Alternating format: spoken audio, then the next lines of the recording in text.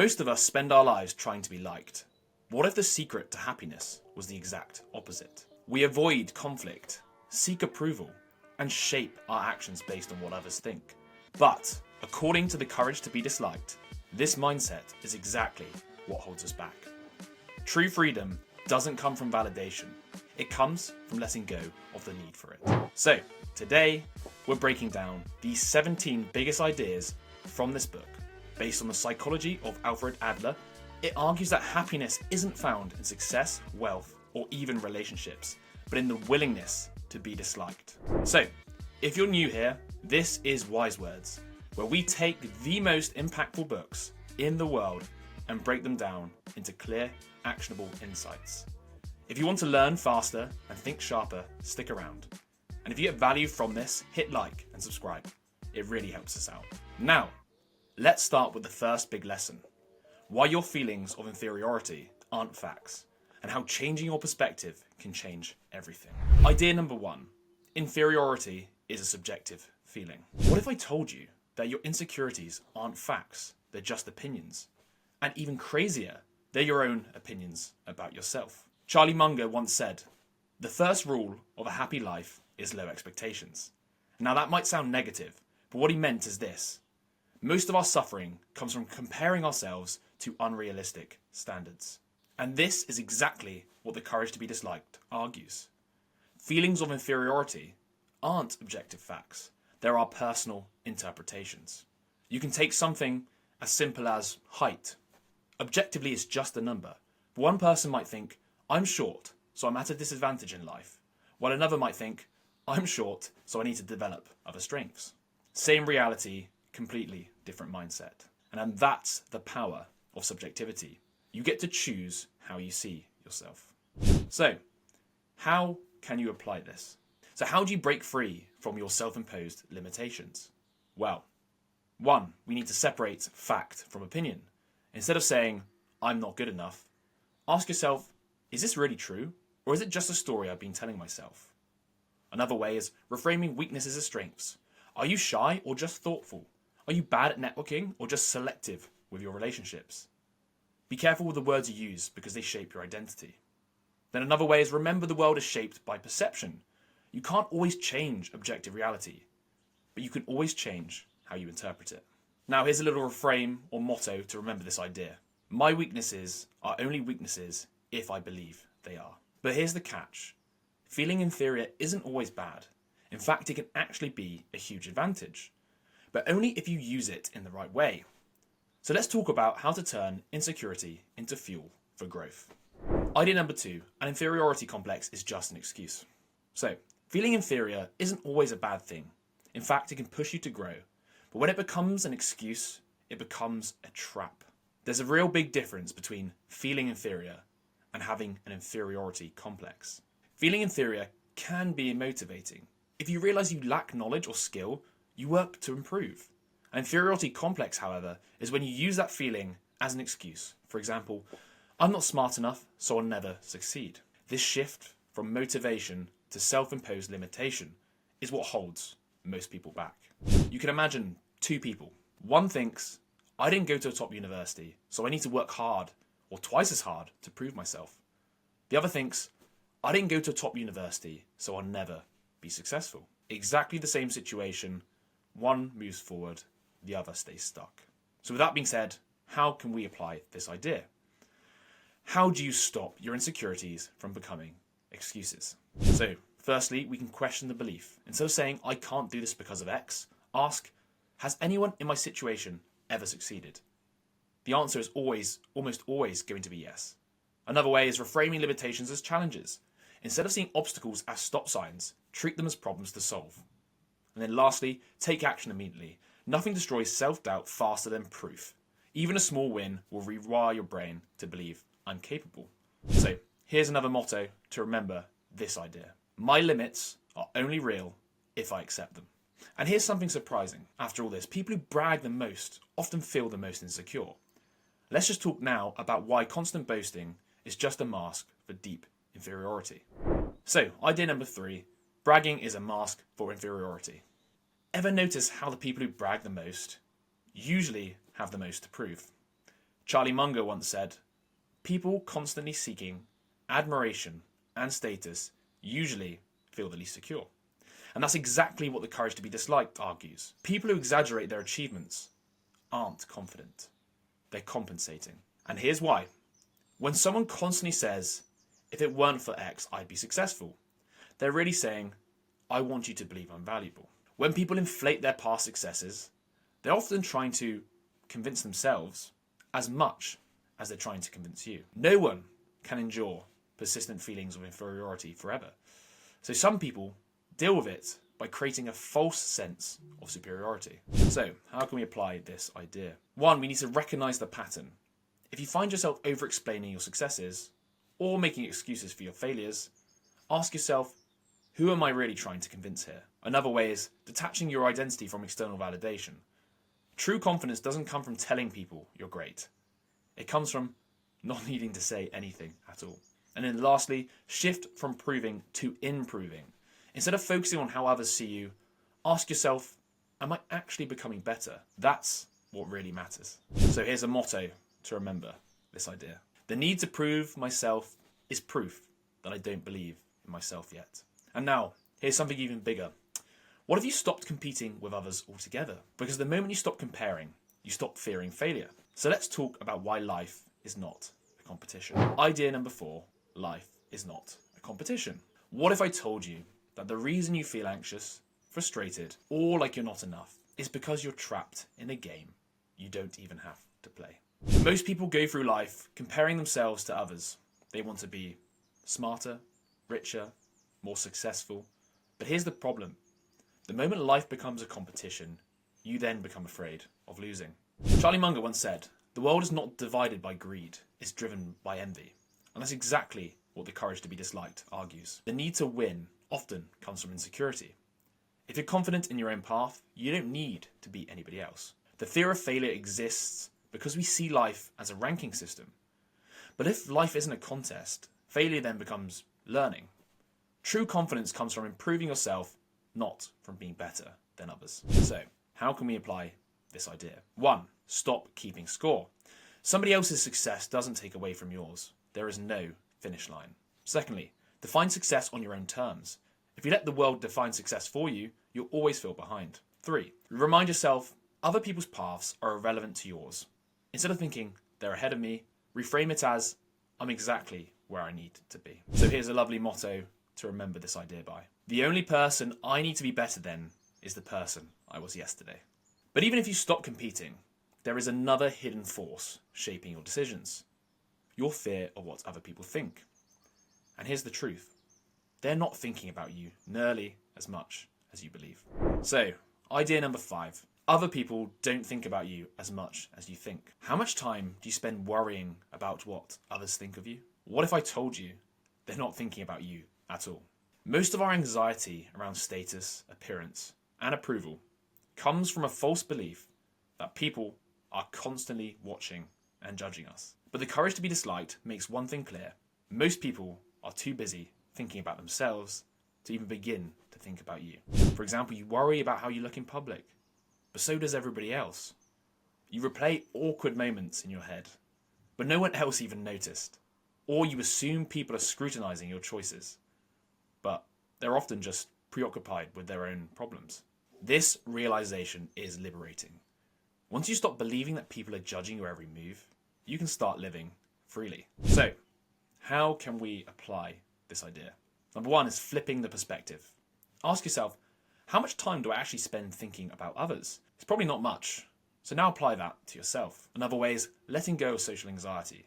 The next time you feel self-conscious, remind yourself they won't even remember this tomorrow. Then lastly, do what matters to you. If people aren't thinking about you as much as you assume, why waste time seeking their approval? So, a motto to remember this idea by. People aren't watching me nearly as much as I think.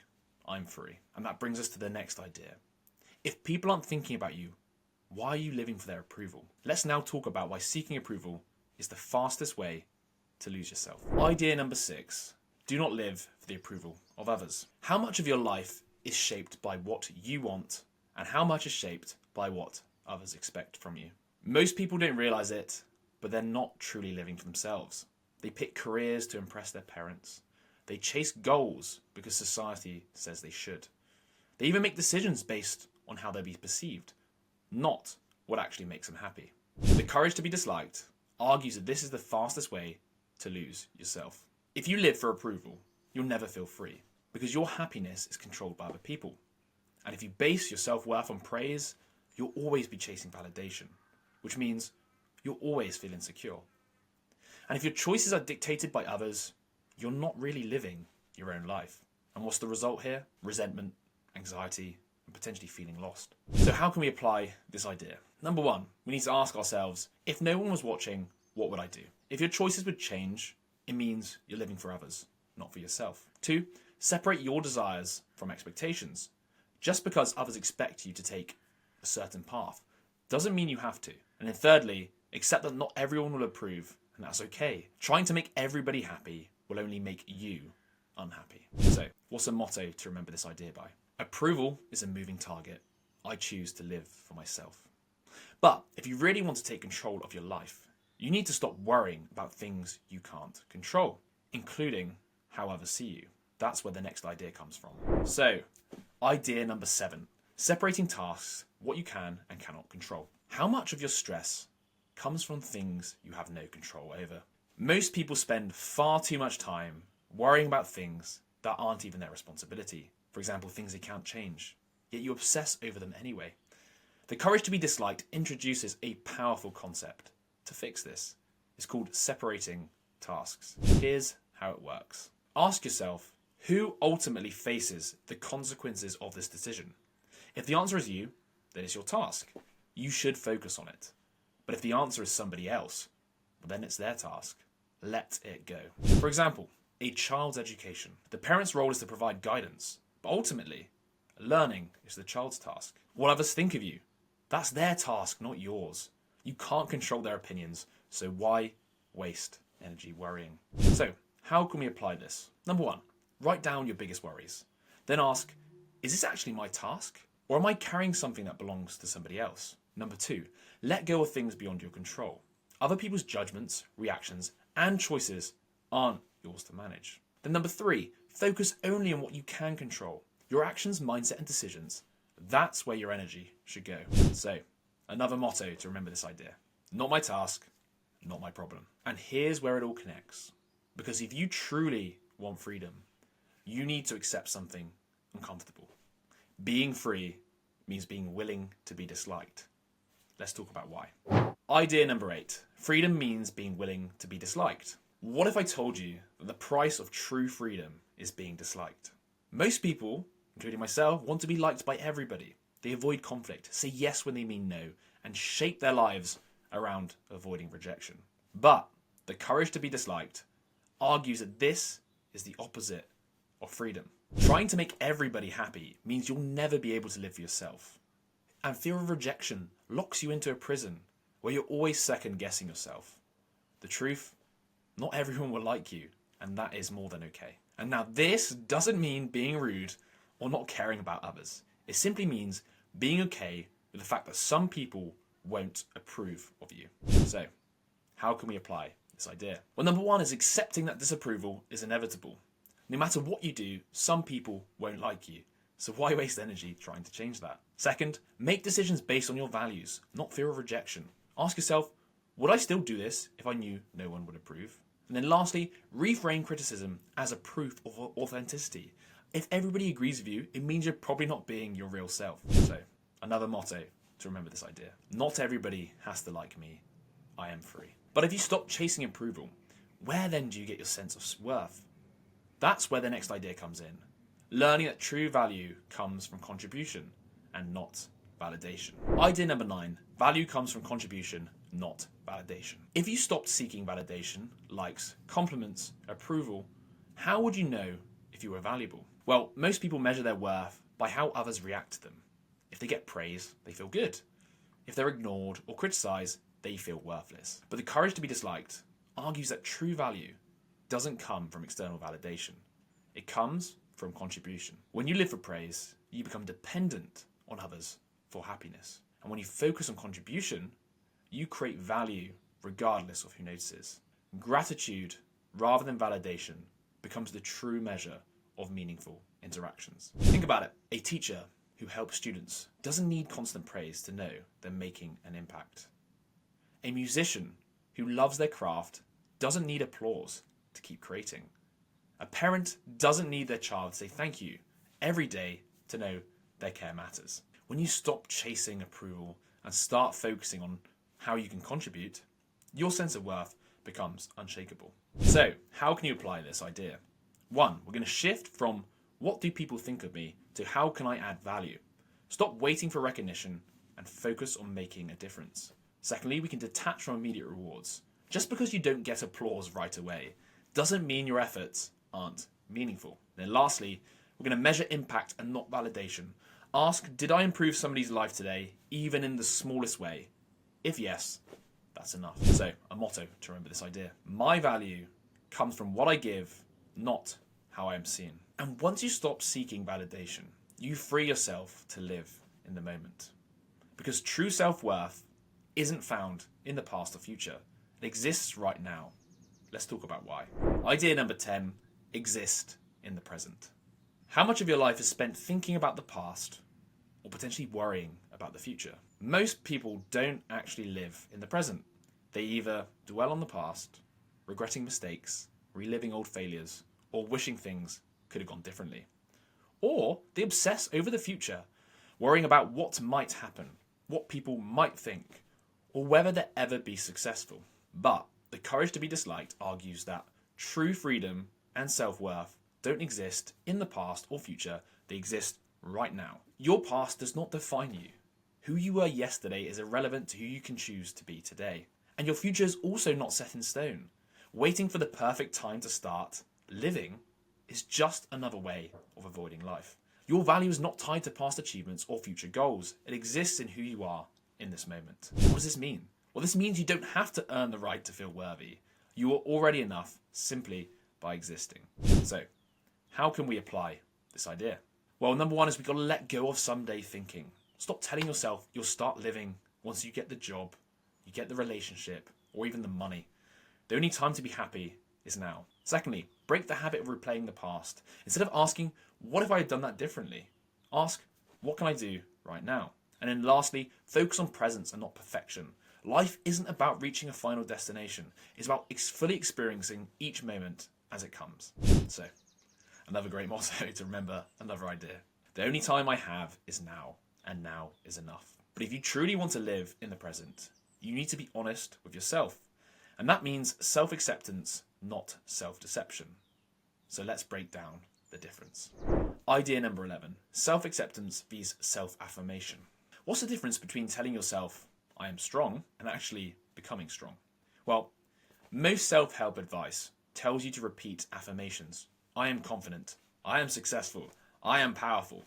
But the courage to be disliked argues that this isn't real confidence, it's self-deception.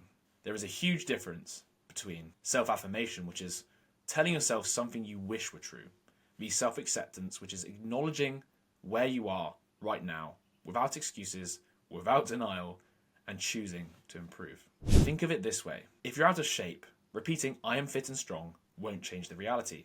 But saying I'm at 60% right now and I can improve sets you up for growth. If you struggle with social confidence, telling yourself I am charismatic won't fix it. But admitting I feel nervous, but I can work on this gives you the power. So self-acceptance isn't about lowering your standards. It's about starting from reality. So how can we apply this? Well, number 1 is stop trying to fake it. Confidence doesn't come from pretending, it comes from proof. Secondly, be brutally honest with yourself. Instead of saying, I'm already great, say, here's where I am and here's where I can improve. Then lastly, measure growth and not perfection. Real self-worth isn't about being flawless, it's about getting better over time. A motto to remember this idea by. I don't need to pretend, I just need to improve. And if you want true confidence, you have to let go of fear. Fear of failure, fear of mistakes, but most of all, fear of trusting others. Now let's talk about why real confidence is built on trust. Idea number 12, trust vs confidence. What if the things holding you back from real confidence is your fear of trusting others? Most people think confidence comes from being self-sufficient, from never needing help. But the courage to be disliked argues that real confidence comes from trust. Now here's why. If you don't trust others, you'll always feel alone. And if you assume people will betray you, you'll never ever build deep relationships. And if you constantly protect yourself from being hurt, you'll never experience true connection. And of course, trusting people will always carry risk. You might get hurt, disappointed, or even betrayed. But here's the truth. Avoiding trust is even riskier.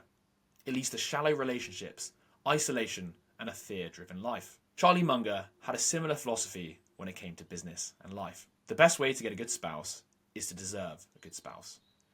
Meaning, if you want to surround yourself with trustworthy people, you have to become one yourself. So, how can you apply this idea? Well, number one, we need to accept that trust is a choice. You can't predict the future, but you can decide to believe in people. Then, secondly, let go of the need for guarantees. Some people are going to disappoint you. That is life. But that doesn't mean everybody will. And lastly, build trust by being trustworthy. If you want deep connections, start by being the kind of person others can trust. So, a motto to remember this idea. Trust is a risk, but so is never trusting at all. And if trust is the foundation of confidence, what is the foundation of happiness?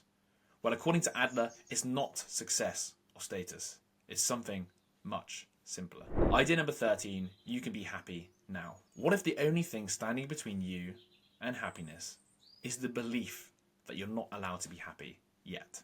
Most people postpone happiness. They think they'll be happy once they get the perfect job, make more money, find the right relationship. But the courage to be disliked argues that happiness isn't something you achieve, it's something you choose.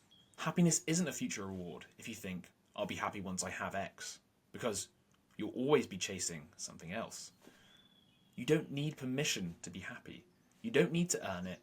You don't need a reason. The greatest source of unhappiness isn't failure, it's feeling like you don't matter. So Adler's answer to this is, fulfillment comes from knowing you're of value to others. How can we apply this idea? Number one, stop postponing happiness. Ask yourself, what if I gave myself permission to be happy right now before anything changes? Number two, look for small ways to contribute. Happiness isn't about getting, it's about giving. Helping others instantly makes you feel more fulfilled. Then lastly, detach happiness from achievement. Success and happiness aren't the same thing. You don't need one to have the other. So here's a motto to remember this idea. Happiness isn't a finish line, it is a decision. And here's something even more surprising. You don't have to be extraordinary to be happy. In fact, trying to be special might be the very thing making you miserable. Idea 14, the courage to be normal. Why do so many people fear being normal? I mean, most of us are taught that being average is almost a failure. We believe in that in order to be happy, we have to be special, extraordinary, or better than everybody else. But the courage to be disliked argues this mindset is a trap. The need to be special is just another form of insecurity. If your worth is based on being better than others, what happens when you're not? Chasing superiority leads to endless competition. If you always need to stand out, you'll never be satisfied with where you are. So true confidence doesn't come from being extraordinary. It comes from being at peace with yourself. Now, this doesn't mean you shouldn't have ambition. It just means that your happiness shouldn't depend on proving your worth to the world. So, how can we apply this idea? Number one, stop tying your self-worth to achievements. You don't have to be the best at something to be valuable. Secondly, embrace the idea that normal is enough. You can still have goals, just make sure they come from a place of joy, not fear of being average. Then lastly, redefine success. Instead of asking, am I better than others? Ask, am I growing into the person I want to be? So, here's another motto to remember this idea by. I don't need to be extraordinary to be enough. So, once you stop chasing specialness, you realize something powerful. Not only is life not a competition, it's not even a straight path. It's just a series of moments. So let's break this down. Idea 15. Life is a series of moments. What if you stopped thinking of life as a journey and started seeing it as a series of moments? Most people tend to think of life as a long linear path, one where every decision either moves them forward or sets them back. They believe happiness will come once they reach a certain destination or milestone. But the courage to be disliked argues that this is merely an illusion. There is simply no final destination. And the idea that life is leading up to some ultimate moment of happiness or success is a myth. Each moment is already complete. Life isn't something you arrive at, it's something you experience moment by moment. And postponing happiness for the future is just merely a trap. If you keep telling yourself, I'll be happy once I get there, you'll never actually get there. This means that you don't need to wait for some grand achievement to feel fulfilled. You can simply find the meaning in the moment you're in right now. So, how can we apply this idea? Number one, stop thinking of life as a race. There's nowhere to get to. There's only right now. Second, find joy in the process. Instead of thinking, I'll be happy when, ask, how can I enjoy where I am right now? Then thirdly, let go of the idea that you need to arrive. Life isn't about reaching an endpoint. It's about living each moment fully. So I've got another juicy motto to remember this idea by. This moment is enough. And if life isn't about reaching a destination, what is it about? Well, the answer is simple. It's about learning to dance. Let's talk about what that means. Idea 16. Live as if you're dancing. So, as we know, life isn't a journey at all. But what if it's a dance? Most people treat life as a means to an end. They work for success. They study for a degree. They chase goals, thinking happiness is just waiting for them around the corner. But the courage to be disliked challenges this. The point of dancing isn't to arrive somewhere. It's to experience the dance. The joy is in the movement, not in reaching the end. If you rush to finish the song, you miss the music. Likewise, life isn't about reaching a goal. It's about engaging with the present moment. When you stop treating life like a checklist and start treating it like a dance, everything will change. For example, work will stop just being a way to make money. It becomes an experience in itself. Relationships stop being about what you get and become about what you share. You stop chasing happiness and start living it. So, how can we apply this idea? So number one, we've got to detach ourselves from the mindset of getting somewhere. Instead of thinking, when will I arrive? Ask, how can I enjoy this moment? Number two, we've got to see goals as a game, not a destination. It's okay to have ambitions. Just don't let them blind you to the now.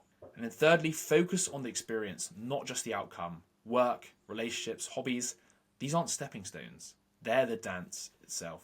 So, another motto. Life isn't a race, it's a dance. But there's one belief that keeps people stuck. One hidden mindset that postpones life forever. And it's what Adler called the greatest life lie. So the last idea, idea number 17, the greatest life lie. What if the biggest lie you've ever believed is that life hasn't really started yet? Most people live in preparation mode.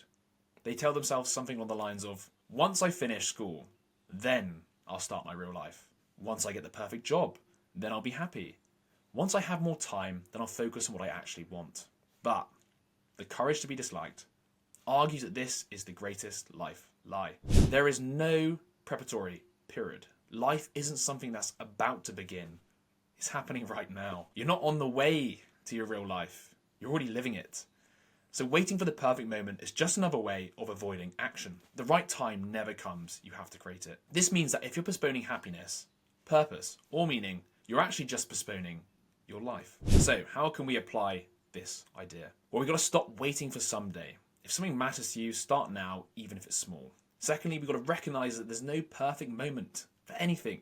You'll never feel fully ready, and that's okay. Then lastly, live with urgency, but not in a rushed way, but with the awareness that every moment is part of your real life. So, a motto to remember this idea. My life isn't about to start, I'm already living it. So stop waiting.